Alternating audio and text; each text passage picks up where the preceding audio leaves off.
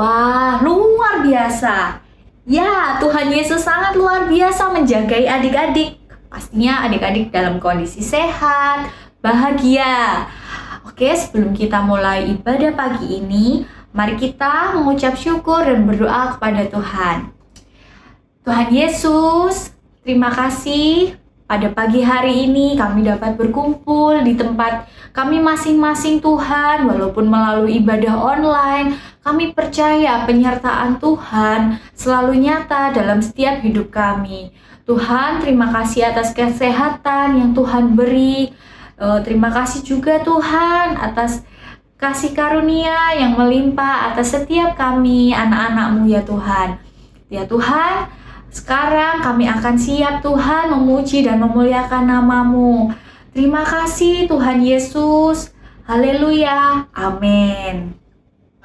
Yuk adik-adik, kita bangkit berdiri semua. Kita mau memujikan nama Tuhan dimanapun adik-adik berada, di Indonesia ataupun di negara lain. Karena Tuhan Yesus cinta semua anak di seluruh dunia.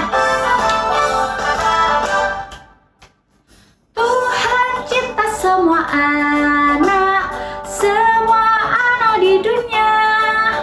Kuning, putih, dan hitam, semua dicinta Tuhan. Tuhan cinta semua anak di dunia. Tuhan cinta semua anak di dunia. Kuning, putih, dan hitam, semua dicinta Tuhan. Tuhan cinta semua anak di dunia.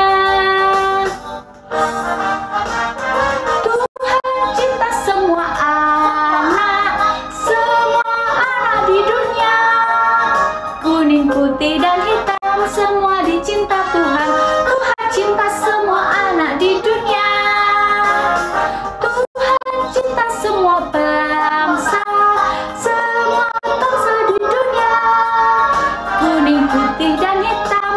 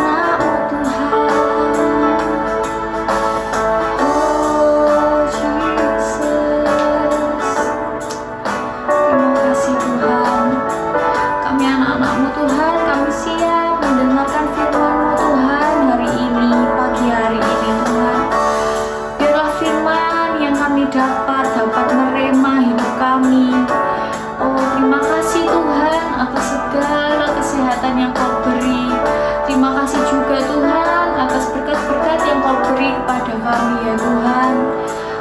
Sekarang kami siap Tuhan untuk mendengarkan firman-Mu ya Bapa. Di dalam nama Tuhan Yesus kami berdoa. Oh, terima kasih Tuhan. Haleluya. Amin. Shalom adik-adik Super Kids, apa kabar?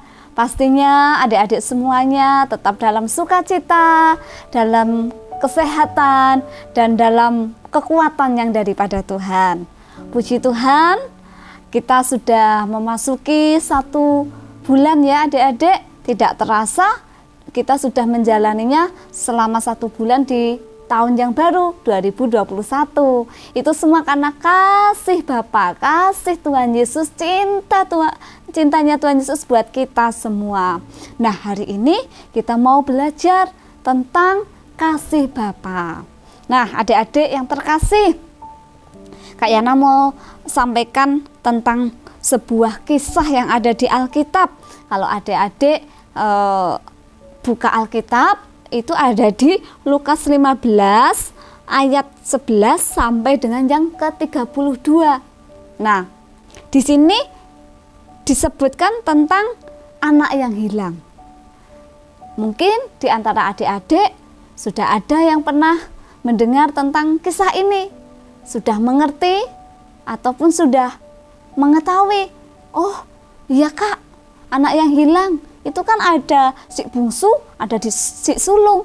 Oh iya, betul. Nah, kita mau belajar lagi adik-adik, karena kisah ini menceritakan tentang kasih seorang bapa kepada anaknya. Jadi, yuk kita sama-sama belajar dari kisah ini. Di sini ada 2 anak ya. Ada kakak, ada adik, ada si sulung, ada si bungsu. Jadi ada seorang bapa memiliki 2 anak. Nah, pada satu kesempatan, si adik atau si bungsu itu datang kepada bapaknya. Bapak, saya mau minta warisan saya. Saya mau minta yang menjadi hak saya. Saya mau pakai untuk keperluan saya. Nah, akhirnya disetujui sama bapaknya adik-adik. Bapaknya memberikan apa yang diminta oleh si adik tadi, si bungsu tadi, diberikanlah apa yang menjadi haknya, apa menjadi hartanya, menjadi warisannya. Setelah itu, apa yang dilakukan sama adik si bungsu ini, sama yang adik ini?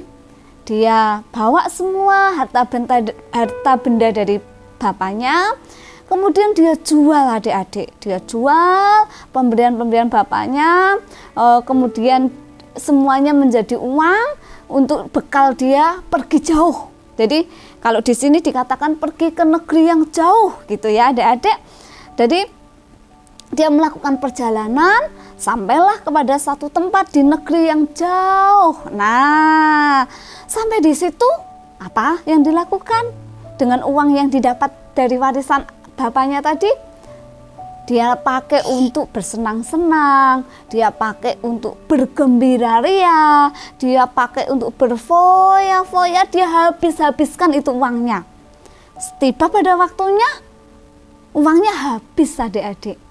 Nah, setelah uangnya habis, dia kemudian menderita, ya, dia kesulitan, dia mau makan, sampai dia itu rela bekerja di satu tempat menjadi penjaga babi. Nah, padahal tadi diingat ya, dia punya bapak yang luar biasa kasih, punya bapak yang juga berkecukupan. Artinya ketika tinggal di rumah bapaknya, dia tidak kekurangan apapun. Bahkan bapaknya pun punya pelayan-pelayan itu banyak. Pegawai atau karyawan kalau saat ini itu banyak. Tapi di negeri yang jauh, si bungsu tadi, si adik tadi, dia justru menjadi pelayan, menjaga babi. Sampai adik-adik saking menderitanya, saking laparnya, saking dia pengen mengisi perutnya, dia sampai mau makan loh ampas babi itu. Tetapi tidak ada satupun yang mau ngasih kepada si bungsu tadi.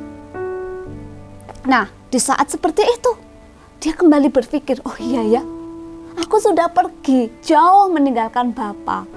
Aku udah keluar dari rumah bapakku, padahal di rumah bapakku itu banyak sekali makanan, tidak kekurangan, bahkan aku dilayani. Sekarang aku di sini kekurangan makan, bahkan untuk makan ampas babi aja aku nggak ada yang ngasih. Belum lagi aku harus menjaga babi. Dia ingat adik-adik, ingat akan merenungkan akan hal-hal yang dia sudah perbuat. Oh, ternyata apa yang aku lakukan selama ini salah terhadap bapakku, keliru terhadap bapakku. Dia ingat, dia sadar, kemudian dia memilih, punya keputusan untuk mau bertobat kembali kepada bapaknya. Nah, kalau begitu aku tidak bisa begini terus, tinggal di negeri yang jauh, tidak tinggal bersama bapak, hidup menderita, kekurangan. Aku tidak bisa begini terus. Aku harus lakukan sesuatu. Apa itu ya? Aku mau kembali sama bapak. Aku mau kembali ke rumah. Aku mau sampaikan ke bapak. Bapak, saya sudah berdosa terhadap surga dan terhadap engkau. Saya minta maaf, saya minta ampun. Nah, akhirnya si anak tadi dia kembali ke rumahnya. Dia dengan hati yang mungkin saya diterima nggak ya sama bapak? Mungkin ada perasaan takut, bersalah juga, campur mungkin ya adik-adik. Yakin nggak ya bapak mau menerima aku lagi? Yakin nggak ya? Aku udah banyak salah, aku udah menghambur-hamburkan, menyia-nyiakan harta warisan pemberian bapak, dan aku udah bukan menjadi anak yang nurut, tapi aku udah ngikuti apa yang jadi kemauanku sendiri. Terus sekarang aku kembali ke bapak, bapak mau nerima aku nggak ya? Bapak mau mencintai aku lagi nggak ya? Bapak mau mengasihi aku lagi nggak ya?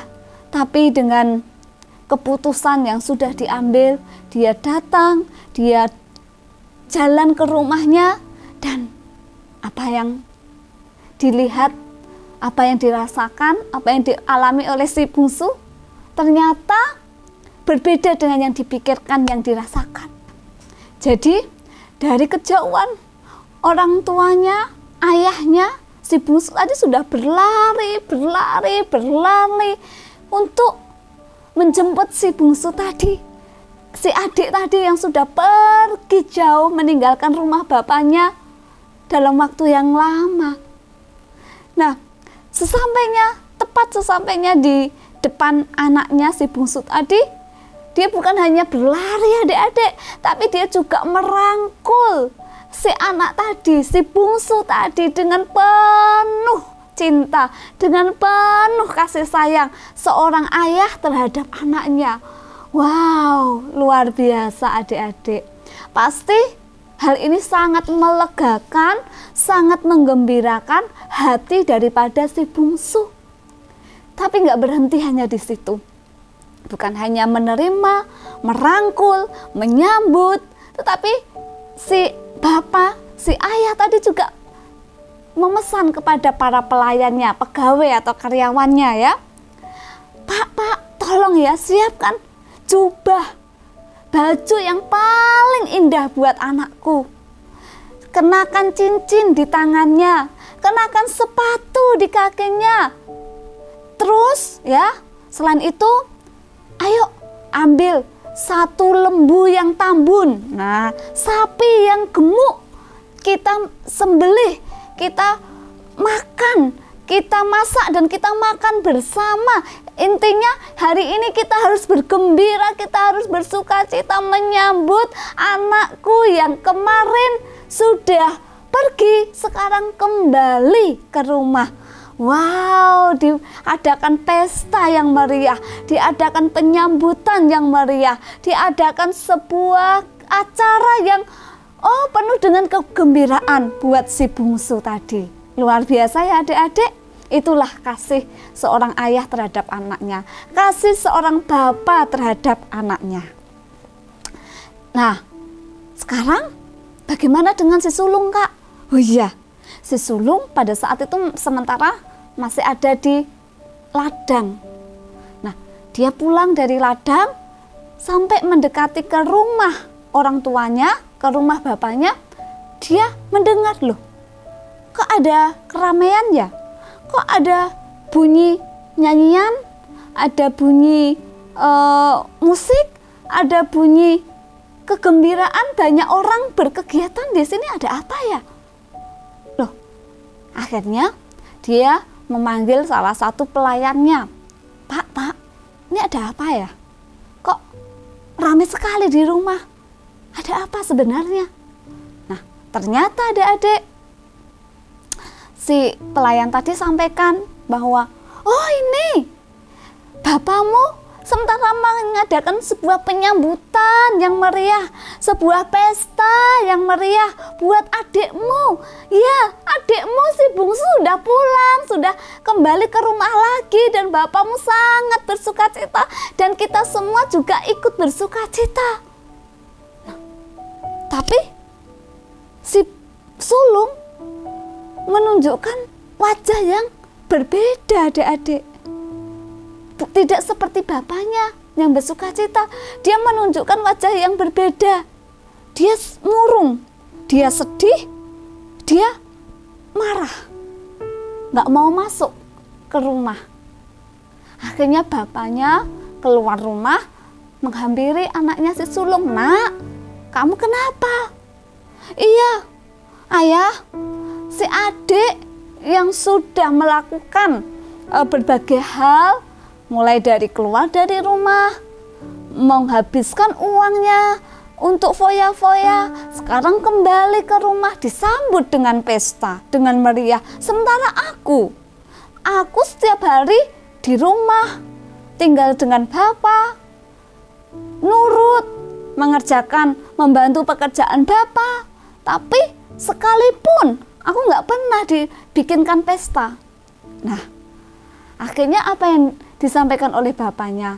Nak, kamu mesti tahu bahwa apapun yang bapak miliki itu juga punyamu. Ya, jadi kamu harus tahu bahwa semua yang ada, harta benda, apapun yang dimiliki sama bapakmu itu juga kepunyaanmu. Ayo sekarang masuk, kita ikut bersuka cita untuk kepulangan adikmu, ya. Nah, dari sini kita melihat sebuah hubungan antara ayah dengan anak, khususnya di dalam hal kasih adik-adik. Di sini di Lukas 15 ayat 32 dikatakan, kita patut bersuka cita dan bergembira karena adikmu telah mati dan menjadi hidup kembali. Ia telah hilang dan didapat kembali. Ini yang menjadi sebuah alasan bapaknya bersuka cita menyambut adiknya. Kita patut bersuka cita dan bergembira karena adikmu telah mati dan menjadi hidup kembali. Ia telah hilang dan didapat kembali.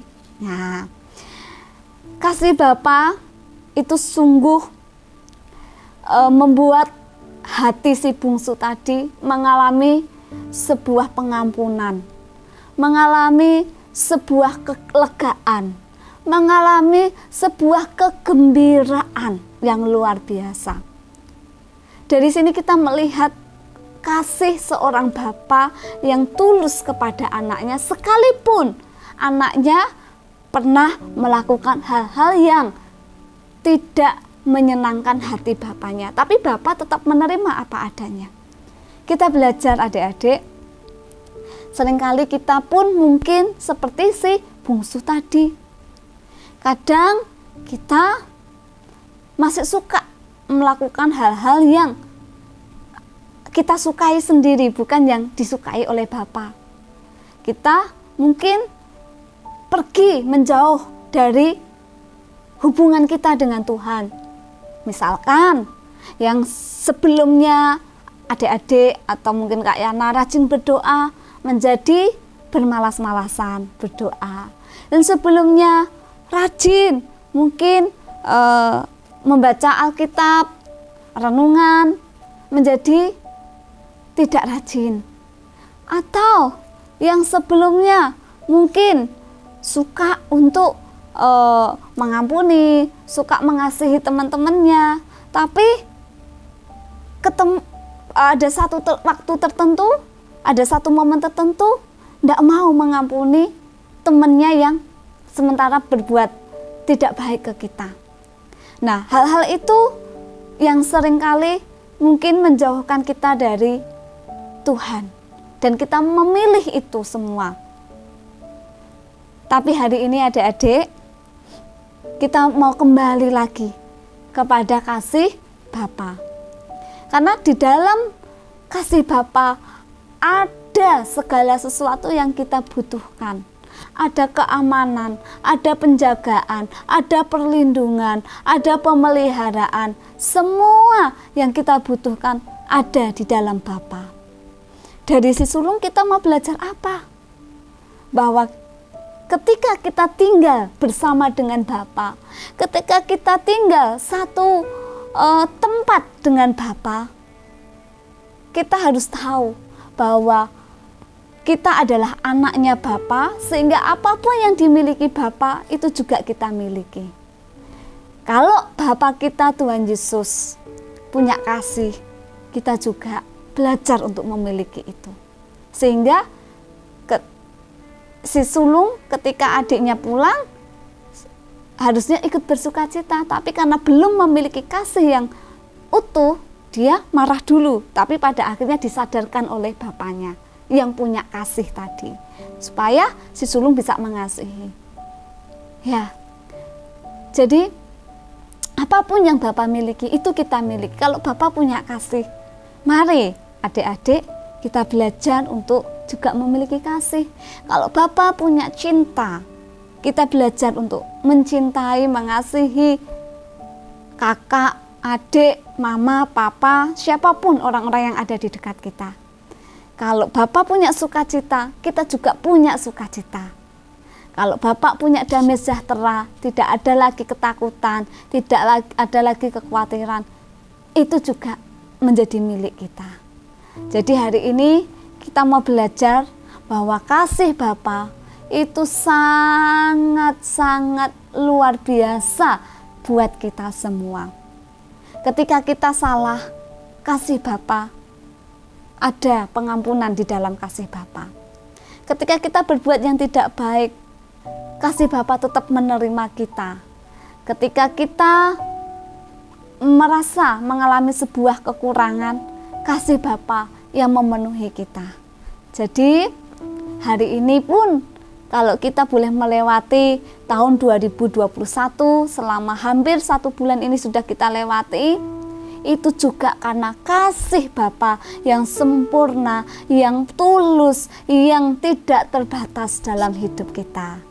Oleh sebab itu, yuk kita kasih waktu kita buat Tuhan, kita kasih apa yang bisa kita berikan buat Tuhan, pujian kita, doa kita, apapun itu, kita kembali kepada Tuhan, kembali kepada kasih Bapa, dan Tuhan Yesus memberkati. Kita berdoa.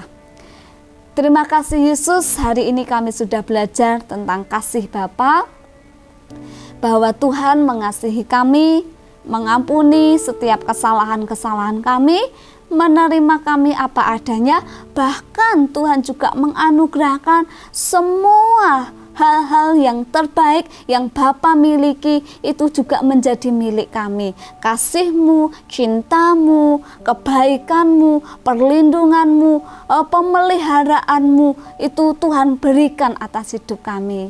Tuhan Yesus, biarlah kami anak-anak-Mu Super Kids juga belajar untuk tetap tinggal bersama Tuhan, tidak menjauh dari Tuhan, tinggal di dalam Tuhan, karena kami tahu hanya tinggal di dalam kasih Bapa sajalah kami aman, dilindungi, dipelihara, tidak mengalami kekurangan, tetapi kami mengalami kecukupan, bahkan kelimpahan dalam segala sesuatunya. Berkati kami semua di tahun 2021 ini, biarlah kasih Bapa senantiasa melingkupi seluruh langkah hidup kami, dan kami boleh senantiasa menikmati hubungan yang indah bersama Engkau Yesus. Terima kasih Yesus, kami bersyukur kami adalah anak-anak-Mu dan Engkau adalah Bapa kami, dan kasih Tuhan sempurna buat kami. Dalam nama Yesus, haleluya, amin.